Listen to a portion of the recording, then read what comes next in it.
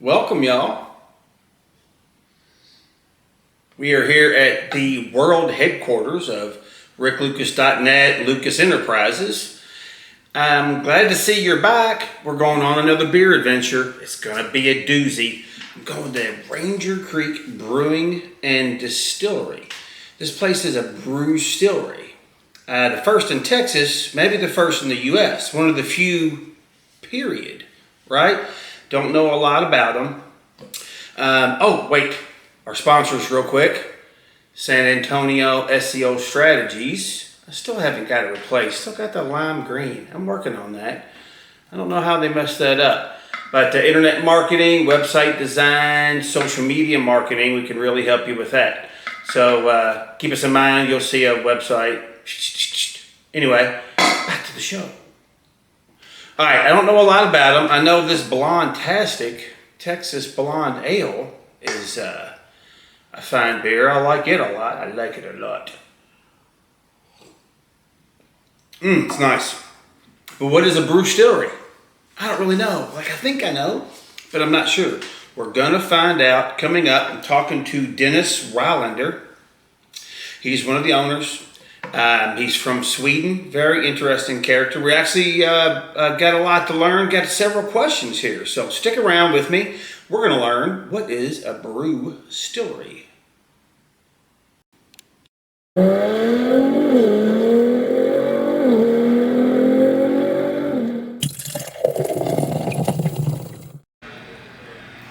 Hello, this is Rick Lucas, the experimenter. I'm on another beer adventure with the world famous Dennis Rylander, or I don't know, San Antonio famous? Sure. Okay. All right. Well, I appreciate you giving me time to talk to giving me some time to talk to you today. I'm just a big nobody trying to be a somebody.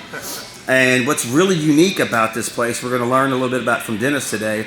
This is a brewstillery, and I think this is the only one in Texas.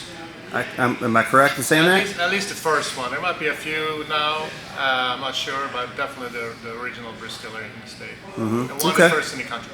One of the first in the country. So basically, I'll let you tell me. You know more about it than me. What is a brewstillery?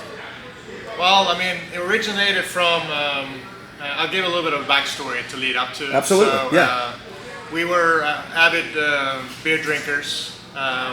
Started with drinking after work, and then... Wait, let's talk about his accent. I believe he's Swedish. So and I'm trying their blonde right here. Here we go. Yeah. And how's it go? Skål? Cheers to that. Skål. Skål. Right, yeah. Skål, okay. Cheers. Yeah, the accent will go away with, as the beer keeps flowing, but... Mine gets worse. I'm the exact opposite. Yeah, no, I'm a little bit like this, and then it comes back down, depending on the drinking, but... Anyway, I'm sorry I cut you off. Go ahead. I found my way to Texas over 20 years ago, just initially studying abroad, and then I met my wife here, and then we just ended up sticking around. So I lived here for a really long time. I met my two business partners that we started this with, so we got established in 2010. But we met a few years before that, and just got together around the same hobby of initially drinking beer. Actually here at the Flying Saucer in town to kind of learn more about different beer styles, etc., how to pair with food. Then we started home brewing, and that led to kind of the idea of creating the first production brewery here in San Antonio. So I guess back to your question, during that same journey, we also found some time to go up to Kentucky and drink some bourbon. And we started asking ourselves why there's no distillery in the state of Texas, like making whiskey. And that took us down kind of that journey of exploring, well, how would it look like to make whiskey in this state? Because typically you think like the really hot climate is really great for the barrels, etc. But since no one had done it, it was just like, well, what's going on here? The thing that makes Kentucky unique is the water and the limestone. And I think if I read it correctly on your website, this area has very similar water and limestone. Exactly. But if you go back to when they started, obviously they couldn't go deep to get their water, right? But they get their limestone water just from the rivers. Here now we're in kind of, I guess, a little more industrialized, so you can actually get the water just from pumping. drilling. Right. Nice. But then bringing it all together, we just felt really strongly about a craft brewery in San Antonio. equally about making a bourbon for Texas. And when we one of the conference found out that you could legally do both, it was just too hard to give one of you. It's like giving one of your babies up in a sense. So, when we started in 2010, we started basically as a production brewery and a production distillery, which means if you come with us in the back, you'll see just a full setup for a brewery and then a full setup for the distillery, and then they kind of meet a little bit in the middle. Well, maybe here in a second we get finished with this. You can maybe give me a little tour. Sure. I can get a little go camera action on that. Sure. Right. All right. Well, I just had the blonde. Is this the Blonde-tastic? Is this the one that you guys just released? The Blonde Ale has been around for a little while. I don't have it on here, but it's one of our year-round beers. As part of our, so crazy enough, we're turning 15 this year, right? So we're doing smaller releases throughout the years. Every 2 months we're coming out with a new beer. And the Blonde-tastic that we just did was watermelon Blonde-tastic. So like we're having little different releases, bringing back some of the old favorites that we started brewing many years ago. Nice. And it's kind of fun to think back a little bit right on the original beer, which I still remember the first one that we had, which was our OPA that we launched with in 2010 at the Flying Saucer in town. It was not very tasty. It was not good, just candidly. But it was a really big step to, you go to the first. You got to make a couple mistakes before you make it right. Yeah, we made plenty, but it was still very memorable because a lot of hard work got into to making that first. Well, this is the Hefe. I think it's my favorite so far. I've been here once before and tried it. Oh. So what's it? A Prost. Prost. That's right. Yeah. The Hefe is very interesting. So this is the beer that we originally homebrewed with some 18, 19 years ago. So I'm a big wheat beer drinker myself. And our distillery equipment actually came to us from Germany. So we went over there, had a lot of beer, a lot of spirits many years ago. But it just really, I think for us, made us appreciate the beer culture of Germany, right? So you'll see a lot of influence in our beers from Germany just based on their standards of brewing, etc. So this is a traditional Munich style Hefe. What we do is we replicate the water of Munich, Germany, which it's got great color and everything too. I mean, look at that, and it's so good. Oh. And it's been one of our core beers since day one, and it's, I mean, personally my favorite, but that's just because the style of beer is something that I enjoy. It's already your thing. But we tend to get very good reviews for people that enjoy wheat beers. I mean, not everybody does. That's nice. So where did the name Ranger Creek come from? Is there a creek around here named Ranger? Did you have a dog in the past that was named Ranger and you miss him? The story is not as great as I would like it to be, but it is what it is. So yeah, if you drive out towards Bernie, there's a Ranger Creek out there. Ah, okay. So when we went out there we actually looked for properties before we got started, and just the hill country, everything kind of just was picturesque, and it felt like it would fit for our business, our business to be. And it didn't work out. It was one, too expensive, and two, didn't have the sewage that you need for the kind of production that we do. But the name stuck. So like the Rangers, a lot of the Texas history. You see some influence on our whiskey naming from the Texas Rangers, etc. And on the creek makes me think of all of the ingredients that we use that we get here locally, right? So it's the water, it's the grain. A lot of the grain for the whiskey comes from here. Hops, not so much. We use Texas honey. We use a lot of different things that we source. Mostly locally sourced ingredients. As much as we can. Right. But as much as possible. Yeah. Candidly, some things come from Germany, just because that's the style kind of requires it, right? Right. And some grains don't grow here in the state, which is hard to do. Right. But yeah, I mean, beyond that, most certainly everything here. Like all the corn for our bourbons, for instance, comes from northern Texas. Everything we can't find, even now some rye and other grains we can find here in the state. Nice. I was hoping you were going to tell me your favorite dog, Ranger, died in a creek accident while you were whitewater rafting, seeking out the mysterious mountain Himalayan hops that no one could find for your secret ingredient or something like that. A monk came down and gave you I don't know. That's a bit of a stretch. I don't know if anybody would believe that. I know, we might have to work on this. You might add a couple little... Yeah, while you were out there, you were almost killed by a coyote. Or I'm starting to remember that now. yes, I knew that happened. Well, I like the place. It's great. You've got a lot of. It's a lot of space. If you look at it from the outside, to be straightforward, it doesn't look this great from the outside. I'll agree with you there. Yeah, I mean, we get off the highway and we missed it twice because the turn is right there. We're a hidden gem, you could say. Yes, yeah. that's a little hidden beer oasis. Yeah. Right, of spirits, good spirits, by the way. Thank you. But once you walk inside, it's just like like you've walked into another world. Like this doesn't look like it fits where it's at. Yeah. So don't if you're driving by, don't underestimate. But from the outside, go inside. I promise you will be really happy about that. And again, I think there's some work we could do on the front, obviously, to make it a little more improve the curb appeal. But when we started, we couldn't sell any beer to go for here. We couldn't sell any beer to drink here. We couldn't sell any whiskey. So we weren't really a retail location. Right. This is primarily just for production. We got a lot of water, natural gas, etc. Sewage that you need for beer stuff. Then over the years, laws have gradually kind of changed. People got more interested. So yes, today we got a lot of... You got a good lawyer. You got things figured out. Exactly. We got a lot of traffic. People come here. They want to try stuff. We do events on the weekends. We have a lot of people out. So that's obviously changed. The location has not, but it seems to work. It's great, man. I'm not disparaging the outside at all. I think it's fair. I think your comment is fair. Right. I didn't mean to. I'm sorry, Dennis. Don't throw me out. Just use Google Maps and you'll find it. Yeah, you will. You will find it. That's right. No, it's great, man.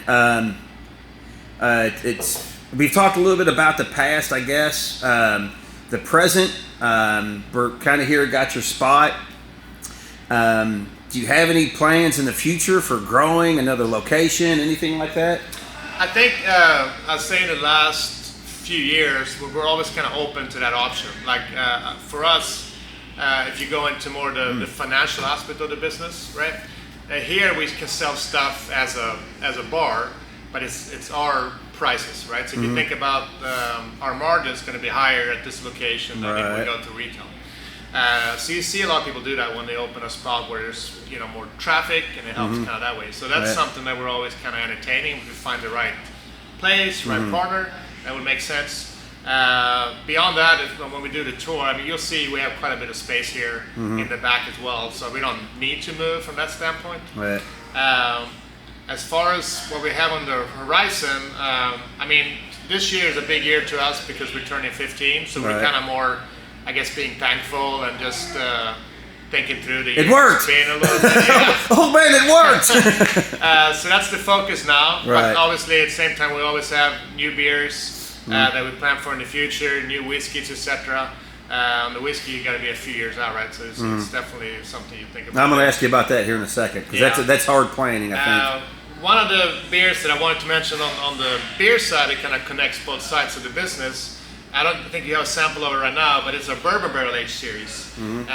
So we've done over the years 4 different bourbon barrels, which is basically we have a wee heavy, we have a Russian Imperial Stout, we have an Imperial Coffee Ale, and then one more that I can't think of right now, which is going to be fairly complex beers. Then we then put in our used bourbon barrels for aging in 2, 3, 4 months. Okay. And that just creates a complexity of flavors. Certainly a complexity. You don't really drink it like one of these other beers necessarily, right? It drinks kind of more like a wine or whatnot, depending on what type of beer drink you. Oh, so it's got a higher ABV.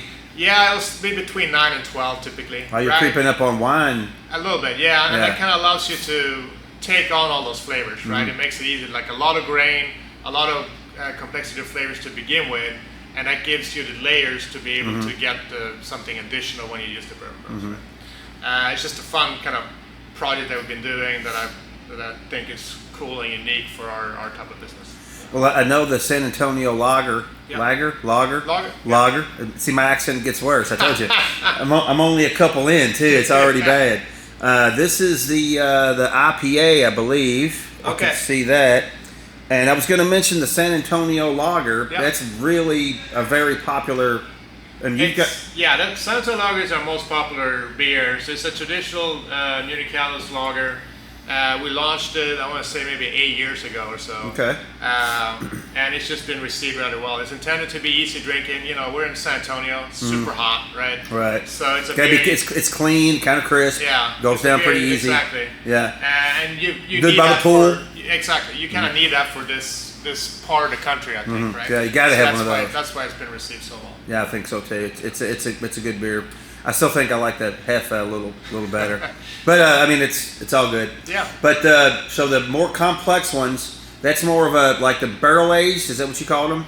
Barrel aged craft right. beers. Yep. So that's more of an experience where you're kind of sitting and drinking it slowly and just enjoying it instead of. For sure, you can pair it with food, for instance, right? Okay. I mean, or you can use it as a dessert almost by itself, like just one can at a time, right? Right. So Okay. it's not a beer that you drink 3 or 4 of. Right. And we've done it as an experiment, but that turns into something completely different, right? Right, always does. That's not the intent. Right. Always does. But one of them,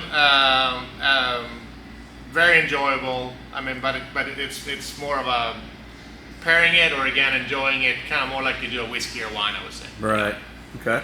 So, see, that's interesting. That gives it, and it kind of makes it something for almost everybody. There's something for, there's your basic kind of Bud Light lover with your San Antonio Lager. This is obviously a better version, you know. I mean no disparaging remarks by mentioning that beer in your presence, sir. Okay.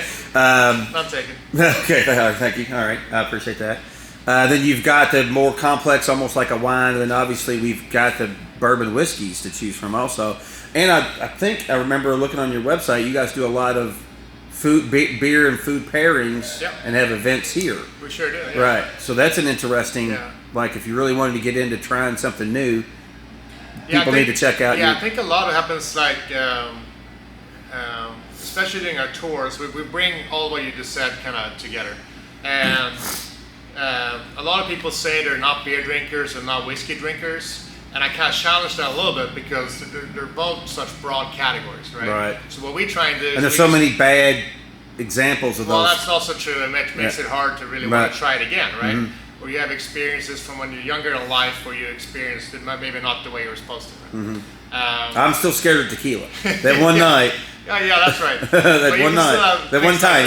Yeah. So what we try and do is just give you, some samples here and there and talk about them and just explain a little bit differently. Not necessarily because it'll change your mind, but it just gives you a different perspective on it, right? And I think in summary, like the beer category is very broad, and there's, I would argue there's something good there for everybody. Right, I would agree. And same with the whiskey, it's very broad, and there's going to be something there that most people enjoy too. If it's neat or in a cocktail or whatnot, but you need to kind of be open to experience or just trying it in order to figure out what's your preference, right? Especially if you compare it with one of your favorite foods. Yeah. Oh, I love tacos or whatever, and you find the perfect beer that matches that. Like, oh, this makes the taco experience even raises the bar. Our next pairing, so we do like pairing classes here pretty much once a month. I think the next one we're doing is beer, whiskey, and nuts. Oh, interesting. Because again, we've done quite a few of them, so we talked about what would be something new and interesting that we haven't really tried. So you think about, you have smoked nuts, you have very different types of nuts. And I know it sounds a little weird, right? I mean, who would do that? But if you think of all the different flavors, and again, you pair that with some beers and whiskeys. Yeah, because almonds and cashews are so very different. Yeah, exactly. And then if you make the almonds smoked or whatever, that's a whole nother layer. Yeah, and then you can add some salty, some sweet. I mean, there's just a lot, right, to explore. Yeah, there's more than I would have thought. They just mention it, like go down that road, like that's a lot. Something I noticed I thought was fascinating about you is that you speak 3 languages. I'm not sure who said that, but okay. Well, it's I mean Swedish, German, and English. Yeah, I'll say my German is the weaker of the 3, but I did. So 2.5. Yeah, 2.5 seems reasonable. Yeah. Right. You can get around the airport, order food. Yeah. Ask for the bathroom. Grew up, you learn English in Sweden from a young age. That's where I grew up, right? And the accent takes a little longer to kind of get over. But I mean, I've lived there so long, so I think and speak mostly in Swedish and English both ways. So. Okay, I just thought that was fascinating. We're gonna do the maybe your German's probably better than my Spanish. I'm sure that is. So I just thought that was fascinating. I thought I'd ask about it. Well, that's how do you? I don't even know how someone. I struggle with learning of the Spanish. You think you're smart until you try to learn another language. Exactly. And then I don't feel so smart trying to figure that out. I feel some people it just comes more naturally than others. For me, it was always kind of complicated. It wasn't easy to learn new languages. Mm-hmm. But then you see others that just pick them up very easily. Yeah. Right. Yeah. I think having at least a couple languages is really helpful because it helps your brain in some way. I'm not sure exactly how, but it seems like maybe it'll fight off the dementia. Maybe. Yeah. There's some pathways there. It'll help balance out all the beers I've drank and all the blood, the brain cells I've killed. Thinking about it. I'm trying to compensate for the. I think a little bit of beer in there is probably healthy, but for me personally, I'm not going to comment on other people. Yeah, I think this one is the dark side.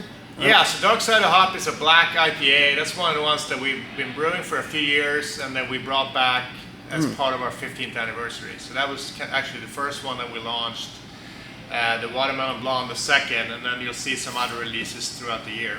So it's going to be a fairly approachable IPA, and it's dark in color, right? But it's not very full. It's still, say, balanced. There's a pine. What is that? Is that pine nut? Is that like pine it's cones? like a little. I don't know, chocolatey or dry nutness. There's a little bit of kind of nutty, kind of caramelly, vanilla-y. Yeah. Is that a word? Well, maybe. it's close enough. Close enough. Okay. Yeah, that's pretty good. It's much different than some of the others. Yeah. And that's still a beer you can drink, I'd say, pretty much year round because it's not very heavy, right? But you might not want to drink 8 out of the boat. That would be difficult. It could be difficult. It could be a long dehydrated day, right? Exactly. All right, we've talked a lot about the beers, and we did that because I'm more of a favorite of beers. Sure. We're going to take a small break here and talk about the bourbons here in a second. Okay. So now we're back here with Dennis. Yes. and we're going to talk a little bit more about the bourbons, and how you you said in the last video how you kind of started and got it figured out with the craft beers. Yeah. How did the bourbon whiskeys? I know you mentioned Kentucky before too. I'm from Kentucky. So that's a good thing. Did you bring somebody else in to help you with the bourbons, or did you do that also? So, well, you got to kind of go back in time a little bit. So when we started this, we were one of the first distilleries in the state of Texas, right? So there weren't a lot of places to go and ask for help. Mm-hmm. So most of what we did when we started our whiskey production was self-taught. My business partner, TJ, he grew up in West Virginia. So he certainly had some experience, okay. But most of it we learned kind of on the go or visiting other distilleries, etc. Very different from today when you have schooling and you have a lot of people with experience in the industry. 10,000 good and bad YouTube videos to watch. Exactly. Yeah. The basis for this is, well, one, if you know how to make beer, you're kind of halfway to making whiskey, right? So that's kind of the first part. And then the second part, when you think about a good whiskey, the distillation process, as long as you're methodical and you're just patient, you're most likely going to end up with a good product. Mm-hmm. And the uniqueness, again, after you do that and just being able to age it in the natural environment here when it's so hot, I would argue, I know you were from Kentucky, and I won't hold that against you in this context, but this is a very good aged environment for whiskey, right? My friends in Kentucky, be sure to comment on that. Yeah. This will be a little tough. Yeah. In the beginning, when we started, we did get quite a few calls from Kentucky, and they weren't happy campers, right? Really? They were like, why are you making bourbon? You cannot make bourbon in Texas, etc. We actually got quite a few of those. Really? Okay. And they've gone away now, so I feel like maybe the landscapes mature a little bit, education's kind of got a little bit longer, but that's interesting. Was it the you have to name names, but you have to go. Jack Daniels called me and told me to stop. Jim Beam called and said quit it. But I mean, was it the bourbon lovers or was it the bourbon makers that were calling you? It was more the bourbon lovers. The bourbon makers were more kind of interested and curious, and then some came to visit, and some were kind of interested about different partnerships and stuff. But the bourbon lovers, I mean, again, the bourbon distillery industry, I mean, has more of 100 years of industry in Kentucky primarily, right? Right. So you understand that you would be, I mean, kind of protective of your industry and your products and stuff, and that's kind of natural. Yeah. That said, I think there's room for more good bourbons out there, and what I would always argue is that the aging environment and this heat and warmth just creates very unique flavors and really good products just because of the pressure that you get inside the barrel. Well, I like the idea of the uniqueness. So I would never, being a bourbon lover and from Kentucky, I would have never told you don't do that. I'd have been like, how? When? Yeah. What are you going to do? Is it going to be good? Is it really going to be good? That'd have been kind of my challenge. Oh, and by the way, if you're from Kentucky and have something to say to this guy, feel free to leave in the comments. Like and subscribe, by the way. Thank you. There you go. All right. I kind of thought it would be the most of the people I've met in these two different industries, the craft beer also. Yep. Everybody I've met have all been somewhat competitive, but nobody's a real. Nobody's cutthroat. Everybody's pretty nice. Everybody's pretty cool. I'd say so for the most part. I feel like in the beer industry, that's always been fairly collaborative, right? Whiskey industry, maybe not so much because there's a little bit more to protect, right? You have a little more uniqueness about your I guess that might be the time invested too, because you got to hold on something a little bit, 3 and 5 and 7 years or however long before you can turn that into. Before you monetize it to be. But we're always been open. We're willing to share grain bills and distilling methods and aging methods and stuff like that. Because again, if you're familiar with whiskeys, it's still not easy to replicate. You have all that info. If you're going to make really good products, I mean that's great for you. And we have a lot of good products out there, and we have a lot of products that are not as good, right? Well, I mean, I get it. It sounds easy and. I've read a couple books, watched a couple videos about brewing beer. I think I can do it. Yeah. I've yet to try. Yeah. I mean, I did when I was in the Army. I tried, and I was just trying to I was using apple juice, and it was the worst tasting. It was. I tried to use real apples at one point with some yeast and water bottles and buried them in the sand, and it was the worst, mushy, boozy. Yeah, we drank it anyway. But I know, right? Yeah. As long as alcohol is created in that sense. When we were homebrewing, I think I mentioned that we did this one beer, and we did the same beer over and over again, just because as a reference point, it's a lot easier, right? So yes, we made alcohol pretty much from the first time. Didn't taste very good, but then you're just able to control the variables and you learn and kind of improve. And I think I'll thank TJ. For that aspect. It's not here today, but he's in his former Army as well, still in the reserves. But he's it's Timothy Clayton? Tim Clayton? Is it? TJ Miller. So TJ Miller, okay. Yeah. But he brought the right mindset and kind of just the test and learn and continuously improve that we still have till today on our whiskeys, right? So it's all about making really good products, but also recognize that you can always kind of continuously improve them, right? So that's our mindset that we have when it comes, honestly, to our beers and to our whiskeys. Right. Has it been a challenge in shifting, the short term, in relatively speaking, the brewery of a beer from start to someone's drinking it to the bourbons? Because that's a whole different level of planning and execution, I think. That seems like the hardest. How do you rotate those? All right, we're going to take half of it, sell it right away, even though it's not very good. Or are we going to save it for we got to save some of it for 10 years? There's very different challenges, but yes, we have all of that, and it's been challenging since day one, honestly. I don't feel you get much better at it as you age. In beer, you have the challenge of, you don't want to make too much product, right? Because it's relatively fresh. right? It's better so when it's fresh. That's a different challenge. Yeah, so you want to make sure you have enough at all times, right? But not too much. You risk kind of, being kind of stuck with it. Mm-hmm. On the whiskey side, I mean, you want to make as much as you can, but it costs a lot of money up front to make it. And there's no ROI, no return on investment for a long 3, 5, 7, whatever years ahead of time. So I mean, we've experienced that a lot where we just haven't had enough whiskey for the demand that we have, and that's challenging, right? So you learn to improvise or kind of work with what you have, but both frustrating challenges to have.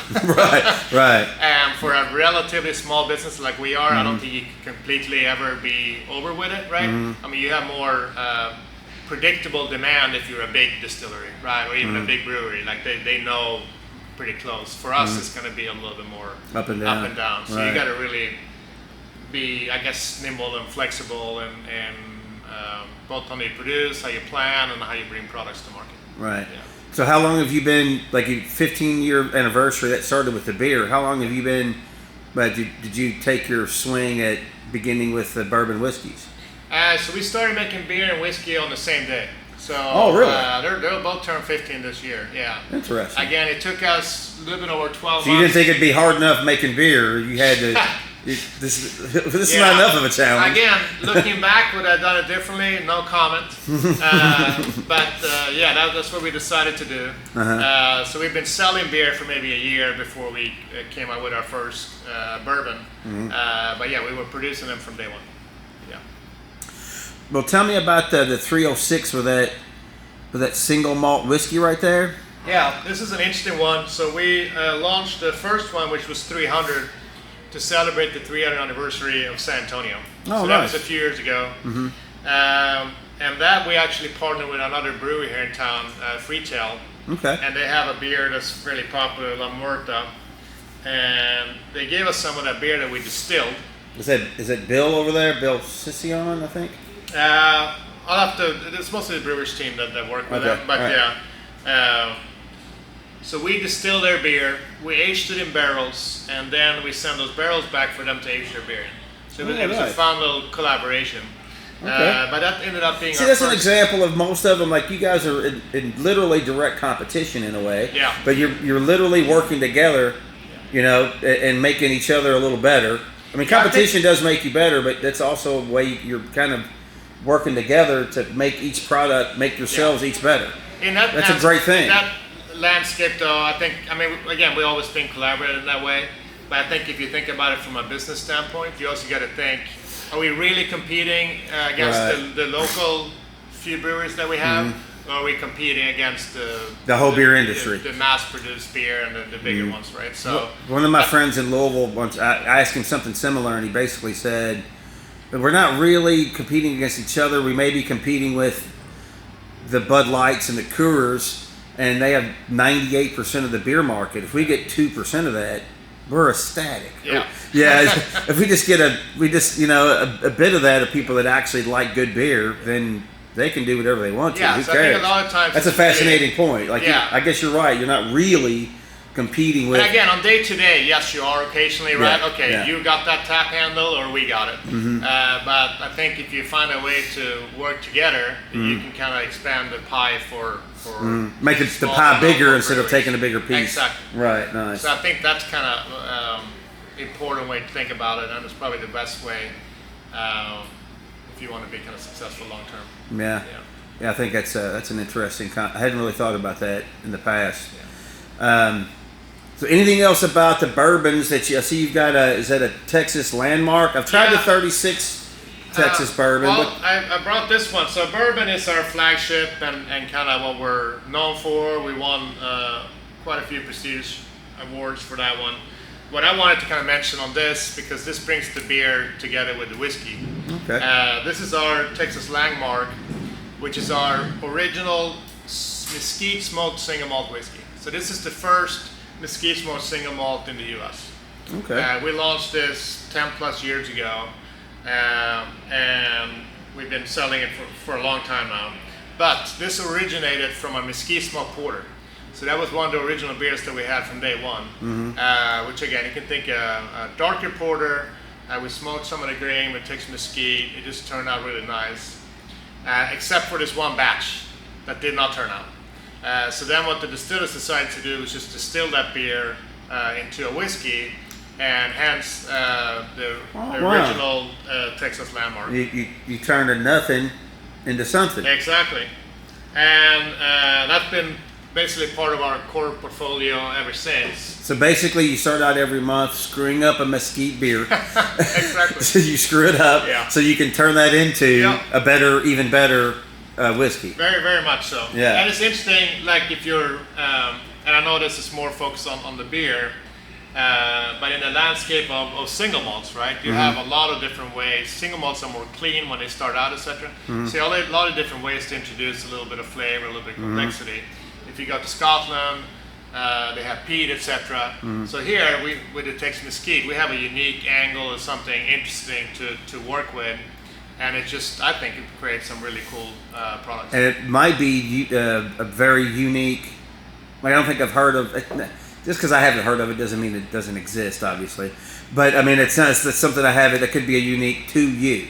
Exactly. At least to this area. Yeah. And it's been like that for a long time. And again, we hand smoke over 300 pounds of grain in our 20-foot shipping container smoker up back.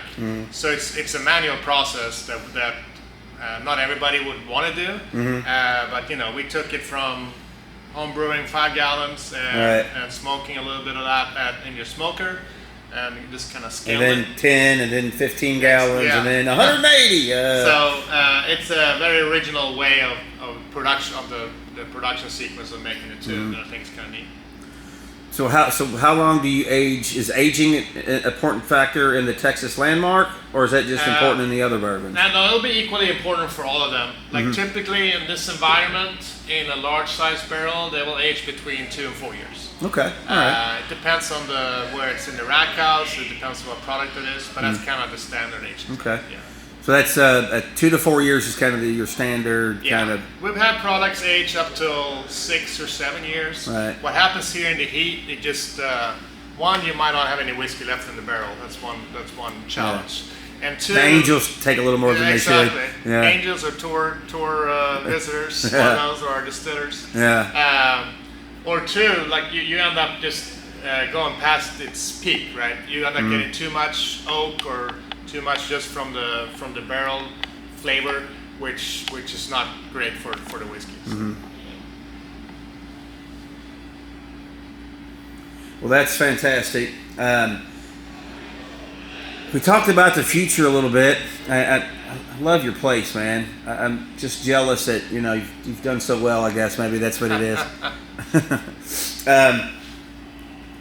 Where do you see you guys going in the future? I guess you've got some plans for. Oh, I know what I wanted to ask you. Is there any way to like order your bourbons online, or is that something you have to come in for? So you're welcome to stop by, anytime. But if you go have a beer first, then buy one. If you go to drinkrainiercreek.com, which is our website, and you click on our whiskey section, you can order most of our standard whiskeys on there. Okay. And they'll get shipped to your door. So nice. Like if you're challenging me on if our bourbon is good, well, go order it, and then you can kind of compare it there. If you want to try very, very well thought of American single malt, you can go try this one. And we have a few kind of unique one-off. Now, is the single malt more like a Scotch? I would say it's Scotch style. Yeah. So if you think about single malt, it uses barley instead, right? So it's going to be a lot cleaner. Like this is a sipping whiskey, not a mixer, right? This you drink by itself, or you mix it because it's a full, flavorful whiskey. It's a first use in a barrel, so it gets a lot of the vanilla, chocolate, toffee from the barrel itself, right? This gets most of the flavor from the grain because it's a second use in a barrel. Again, so this will be a nice sipper, very more delicate flavors, while this will be a more full flavored whiskey. Oh, okay. So this is usually more of an introductory whiskey if you think about it. If not typically drink whiskey, you start here and then you kind of work your way up. Okay, all right. What are can you tell me like the price points for those 3 right there? Something? Yeah, all of these we retail for $50 to $60. Okay, very reasonably priced. Yeah, it depends on the outlet and kind of how you find them.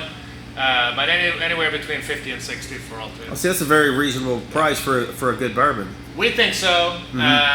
I think the value is definitely there. It's, again, a competitive landscape, so it's hard to get in all the shops and places for people to find them. But again, well, I've found the price doesn't really necessarily mean it's the best. I've tried some $90. I'm sure you know what I'm talking about.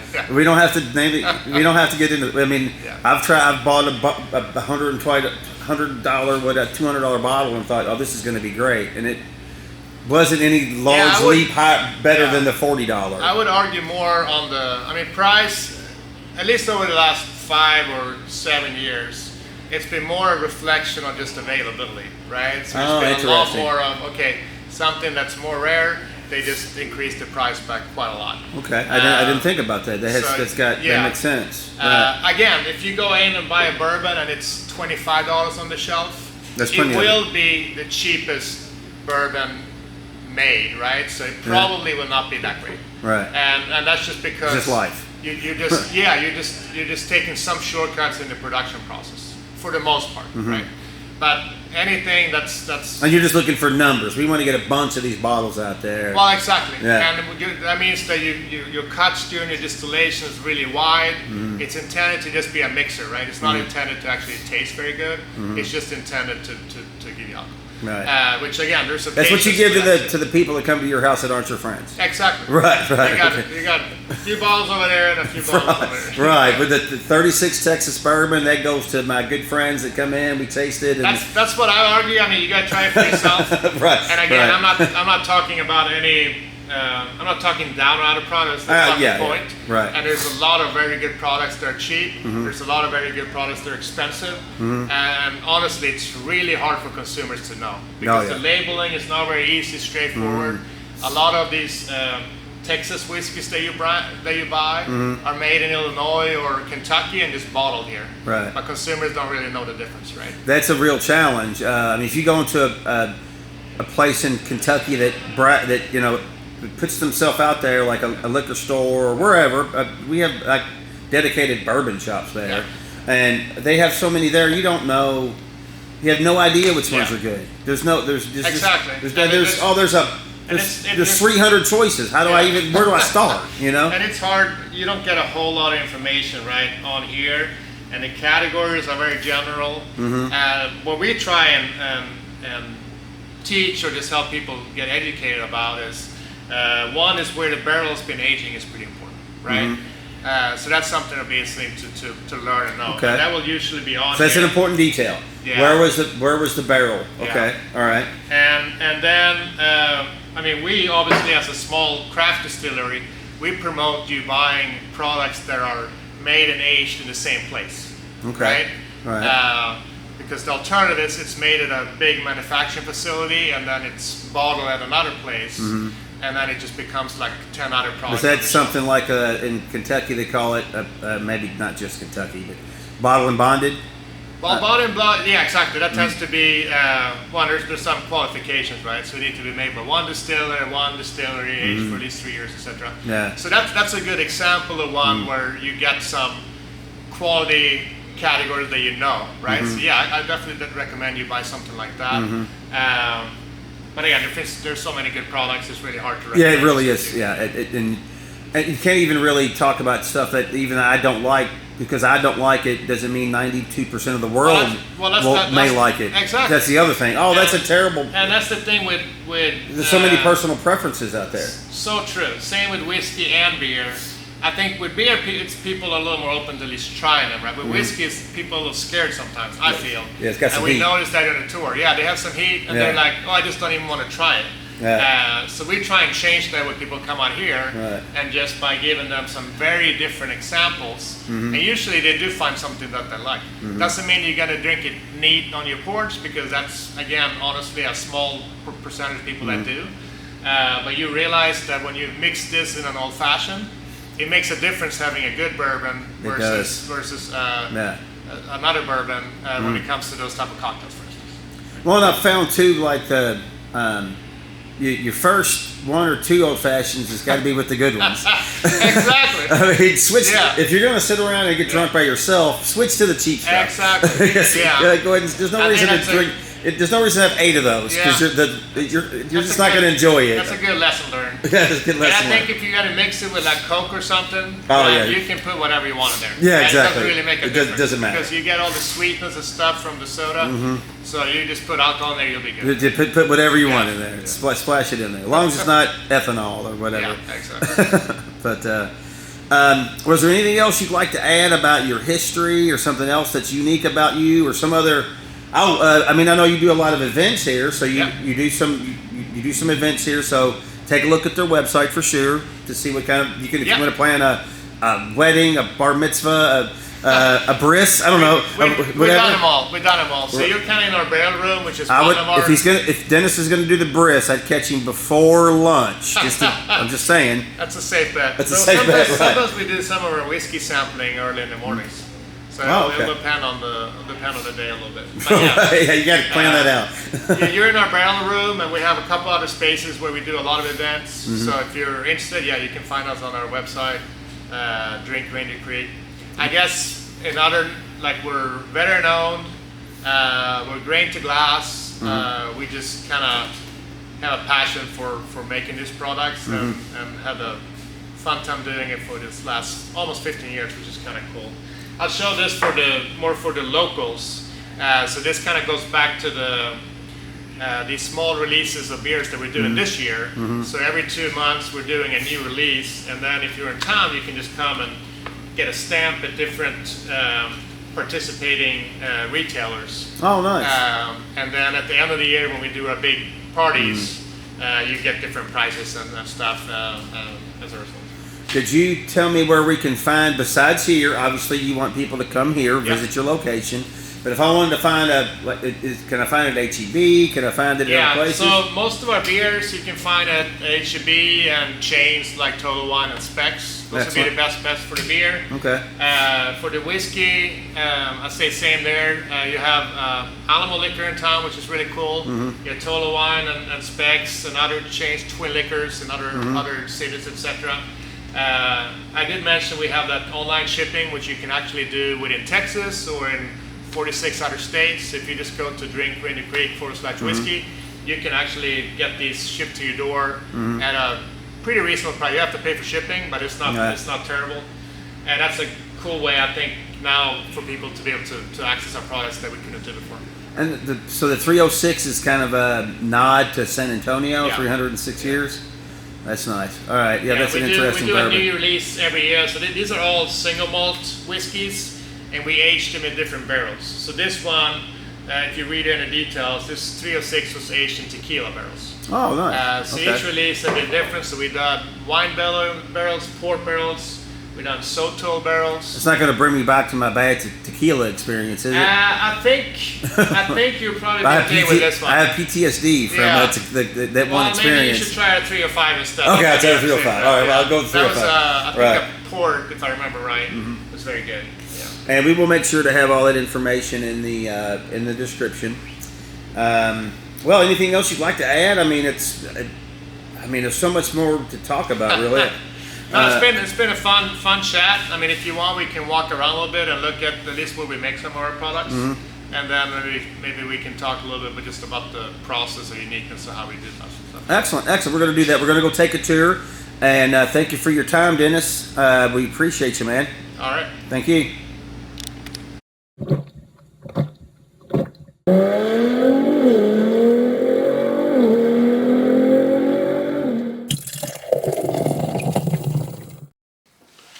Welcome back. Did you enjoy that? Wasn't that a great interview?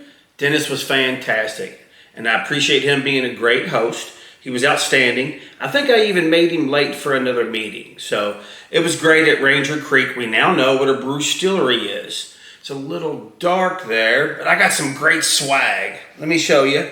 First, I got this great hat. Ranger Creek, right? And great shirt.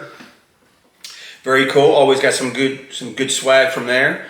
And don't forget our sponsor, San Antonio SEO Strategies. You'll see the website, San Antonio SEO Strategies. Maybe I'll get it in there somewhere. All right, and I know the echo is a little bad. We're working on decorating the new world headquarters. Appreciate your patience. But if you're a small business and you want to rank better locally, give us a call. We can help you out. So I got the great hat. I learned a lot about what a brewstillery is. But here's the piece de resistance, we'll say.